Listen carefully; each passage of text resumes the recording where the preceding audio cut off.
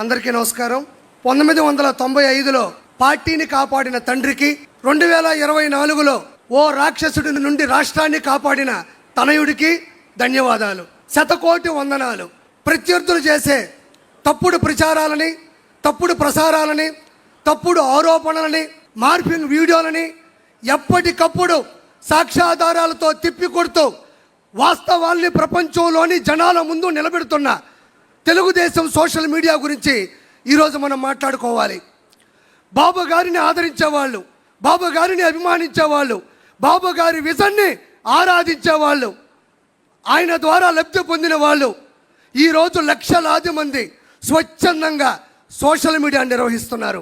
ఒక్క రూపాయి కూడా తీసుకోకుండా తెలుగుదేశం పార్టీలో చాలామంది సోషల్ మీడియా నిర్వహిస్తున్నారు. వాళ్ళు వాళ్ళ పని చేసుకుంటూనే ప్రత్యేకమైన సమయాన్ని కేటాయించుకుంటూ దినచర్యలో భాగంగా కొంతమంది అయితే మాకు ఒక్క రూపాయి కూడా వాళ్ళు ఇవ్వక్కర్లేదు, బాబు గారి ద్వారా 2 లక్షల రూపాయలు నేను ఈరోజు వర్క్ ఫ్రమ్ హోమ్ ద్వారా సంపాదించుకుంటున్నాను, ఆయన చేసిన మంచి వల్ల నేను బాగుపడ్డాను, నా మాట ఈ ప్రపంచానికి మంచిగా వెళ్ళాలి అని చెప్పుకునే వాళ్ళు ఎంతమందో చాలామంది ఉన్నారు.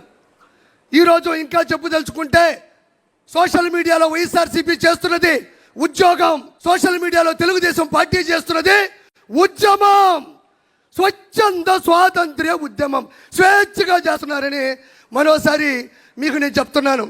వాళ్ళు విచ్చలవిడిగా ప్రసంగాలు చేసినా, అతను ప్రసంగా మాట్లాడినా, సోషల్ మీడియాలో దారుణమైన పోస్టులు పెట్టినా, ప్రెస్ మీట్లు పెట్టినా, బూతులు మాట్లాడినా, అవమానించినా ఏ ఒక్కరూ మన వాళ్ళు సంయమనం పాటిస్తున్నారు తప్ప తిరిగి ఆ విధంగా ప్రవర్తించట్లేదు. దానికి ఉదాహరణ నేనే. నా భార్య ఓయోలో దొరికింది, ఏరే వాళ్ళతో ఉంది అని దుష్ప్రచారం చేసి ఆర్టికల్ను చిత్రీకరించి పెడితే నాకు కోపం వచ్చి మాట్లాడదాం అనుకున్నా. కానీ మా నాయకుడు వెనక నుంచి అటు కొట్టాడు. అది మనం చేయకూడదు, అది మన విషయం కాదు, మన పసుపు సైన్యంలో అది లేదు అంటే వెనక్కి తగ్గినటువంటి ఆలోచన నాది. ఇది ప్రత్యక్ష ఉదాహరణ.